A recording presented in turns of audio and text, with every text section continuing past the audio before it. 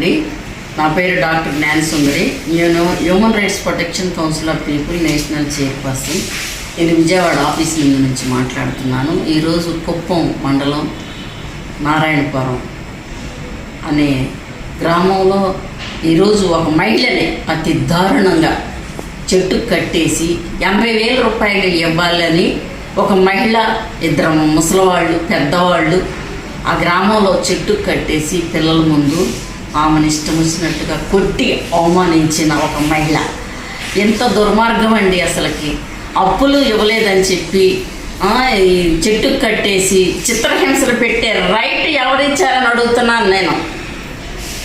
ఈరోజు మహిళలకి రక్షణ లేకుండా పోతుంది. అమ్మా, గౌరవనీయులైన హోమ్ మినిస్టర్ మరి అనిత గారు, మీకు నమస్కారం అమ్మా. మన దేశంలో, మన రాష్ట్రంలో మహిళలకు రక్షణ కల్పించమ్మా.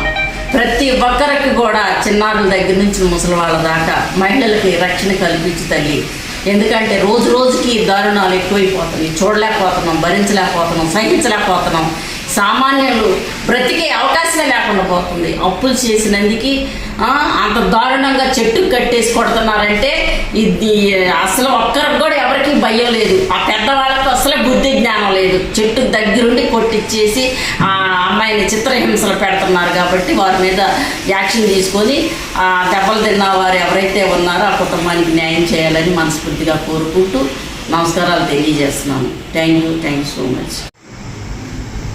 చెట్టు కట్టేసి కొడతాం ఇది మానవ హక్కుల ఉల్లంఘన.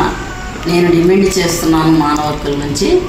కాబట్టి వీరిపైన కఠినమైన చర్య తీసుకొని ఆ కుటుంబానికి న్యాయం చేయాలని, శాంతి భద్రతలు మన రాష్ట్రంలో కల్పించాలని గౌరవనీయులైన మరి హోమ్ మినిస్టర్ అనిత గారిని మనస్ఫూర్తిగా కోరుకుంటూ నమస్కారాలు తెలియజేస్తున్నానమ్మా. Thank you so much.